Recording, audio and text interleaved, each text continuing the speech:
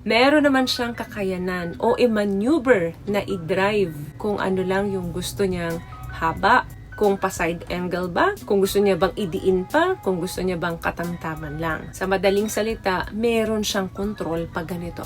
Maitim ba skin, underarm at singit mo? K-Skin ang bahala sa'yo. Premium ang ingredients, paraben-free and sulfate-free, and FDA approved, kaya safe for everyone. With K-Skin, ibalik ang alindog mo. Huwag nang magpahuli. Hi guys! Welcome back to our channel. Kumusta po kayong lahat? Sana ay nasa mabuti po kayo. At sa mga hindi po nakakakilala sa akin, my name is Cheryl Ting. At kung bago lang po kayo sa channel na to, pwede po pong makahingi ng isang favor to please consider to subscribe dito po sa ating channel. And also, wag niyo na rin po sanang kalimutan i-like and i-follow ang ating Facebook page official and also ang ating TikTok account, Cheryl Ting. Maraming salamat po. And for today's video is another concern video po. Ang sabi niya is, Ma'am, tanong lang po ako. Kasi ang asawa ko, hindi niya talaga kaya ang aking dahil sa laki. Gusto kong maipasok, pero hirap na po siya.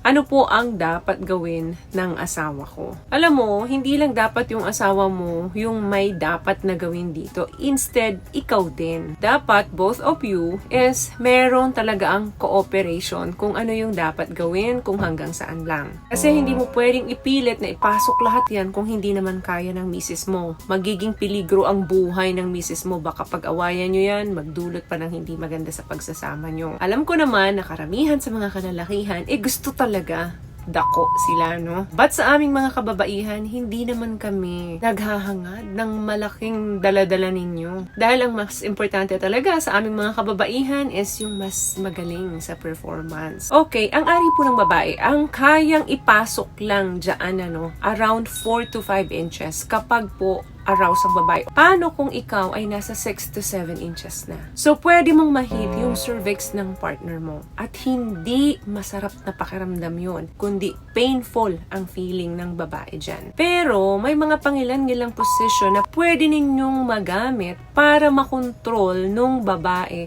kung ano lang dapat yung hangganan niya. Number 1, cowgirl position. Ito yung nasa ibabaw yung babae. Bakit? Kasi sa position na to, supported ng kanyang mga tuhod, inaalaw niya na makalibrate kung gaano lang kahaba yung dapat na pumasok sa kanya. So, pwedeng ang ipasok muna is yung ulo, no? Then, kapag comfortable na yung wife ninyo, pwede niya nang idiin. The more na mas naaraw siya, pwede niyang mas laliman yung pagkabaon. And pwede niyang experiment yung depth and yung rhythm. Kung paano yung paggiling na gagawin niya at kung saan siya comfortable. Number 2, hot sit. Ito naman yung habang nakaupo kayo sa chair. Nakaupo ang lalaki, then yung partner mo nakaupo sa'yo. Nakasquat siya. Sa pamamagitan ng ganitong position, makokontrol ng babae kung ano lang yung gusto niya. Habang nakaupo siya sa'yo at nakatukod ang mga paa niya sa floor. Kasi pwede niyang i-push patayo yung mga paa niya sa oras na nakakaramdam na siya ng medyo malalim na at hindi na siya comfortable dun sa nararamdaman niya. Ang maganda pa dito, mas adequate yung stimulation na magagawa mo dun sa kanyang tinggel. Kasi nakatalikod siya sa'yo, ikaw naman nakaharap ka sa kanya. So yung dalawang kamay mo, may freedom para ilagay naman doon sa ibang part ng katawan niya. So pwede mong gawin sa kanya yung manual stimulation. Another thing, reverse cowgirl. Ito naman yung kabaliktaran ng cowgirl. Kung itong cowgirl ay nakaharap sa'yo, this time, nakatalikod sa'yo ang partner mo. Pero nasa ibabaw pa rin siya. So, in this position, mas malaki naman yung potential na tamaan mo yung kanyang G's. And also, she can raise and lower herself kung kinakailangan. Another thing, standing. Yan yung oral. Wala nang ibang mas okay dyan. Isa yan sa pinaka-the best na position. The more na mas kinakain mo yung partner mo, mas nagpabasa yan. The more na mas basa, mas madali kang makakapasok. At once na arouse ang babae, instead na 3 inches lang yung pwedeng ipasok sa kanya, pwede pong maghanggang 4 to 5 inches ang pwede ninyong ipasok. But of course, kailangan pa rin ng consent ng partner ninyo kung comfortable pa rin ba doon. So, once na ang kanyang pechay ay lubricated na, that means happy petchay na yan. What I love about this product, itong No More Dark Secret ng K-Skin, bukod sa may advanced whitening na siya, na kung saan pwede niyang matulungan na pumuti yung mga singit-singit mo, moisturizing, meron siyang anti-irritation, antibacterial, maintain healthy pH level. Hindi lang pambabae, meron din po tayong pang lalaki. Ito, another thing, spooning. Ito yung pareho kayong nakatagilid, nakatalikod sa yung partner mo, nakayakap ka naman sa partner mo. Ang maganda dito, kapag may malaki kang dinadala, ang partner mo, mabilis yan makakapag-change or makakapagpalit ng position once na meron siyang naramdaman na discomfort. Bakit? Kasi pwede siyang mag-move forward or medyo lumayo sa'yo. The more na may sense of freedom ang isang babae pagdating sa pakikipag sa inyo, mas matutulungan siya maging relax and control.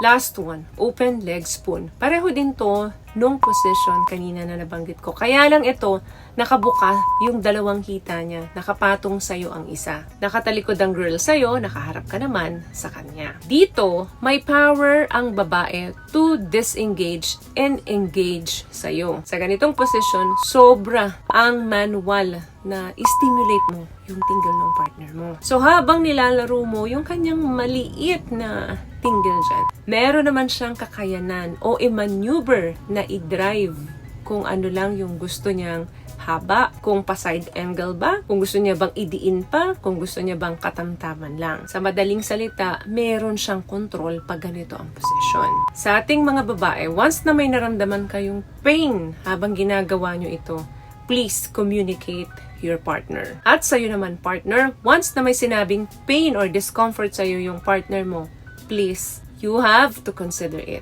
Kung kinakailangan huminto ka ng panandalian para alamin kung bakit may ganun siyang nararamdaman, do it. Hindi yung ikaw lang ang kailangan na pleasure at nasasarapan. It should be two person na parehong nagkakaroon ng satisfaction. Kaya very important na kahit sa ganitong topic sa relasyon ninyo, wag kayong mahihiyang pag-usapan. Kasi the more na nag-uusap kayo, the more na mas open ang communication ninyo when it comes to this, nako, mas masaya ang pagsasama nyo. So, may nakuha ka bang tips sa mga napag-usapan natin ngayon? At kung nagustuhan mo ang ating video, please give it a thumbs up, comment down below, and also share this video na rin po sa mga kaibigan na sa tingin nyo matutulungan ng video natin. Once again, palagi po kayong mag-iingat at palagi po kayong manalangin. Thank you guys for watching and see you in our next one. Always love yourself and be a blessing. Bye!